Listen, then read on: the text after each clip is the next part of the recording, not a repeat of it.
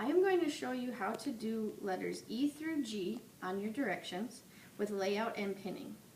Letter E says to pin the pattern in place at the corners and trace around the pattern with chalk.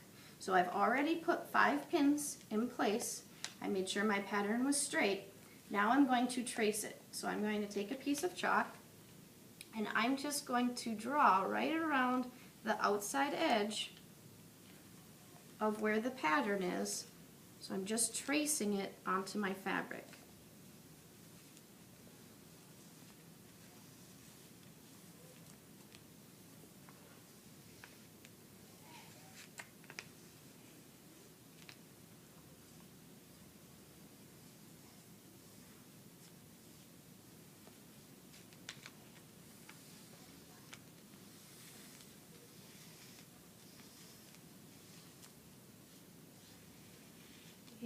Once you have it traced all the way around the outside edge, I'm going to take the pins out and then I'm going to label this piece so I don't forget that this one was a front piece.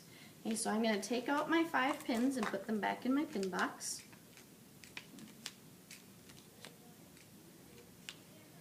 Okay, I'm going to take this pattern piece off and I'm going to need 2 pieces of masking tape so I can put one on this layer of the fabric and one on the back layer. So I'm going to take a piece of masking tape, put it on this side. I'm going to take a piece, I'm going to put it on the back side. On this piece of tape, I'm going to write my name, so I'll just write my initials. Okay, my hour, this is my demonstration.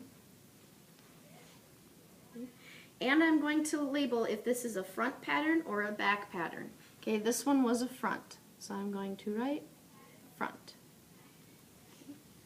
Now on the other side, I'm going to write the same thing. So I'm going to label it with my initials.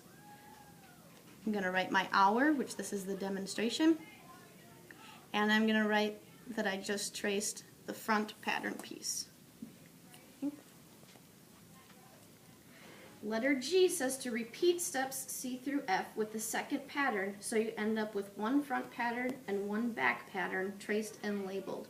So I just did the front piece up here.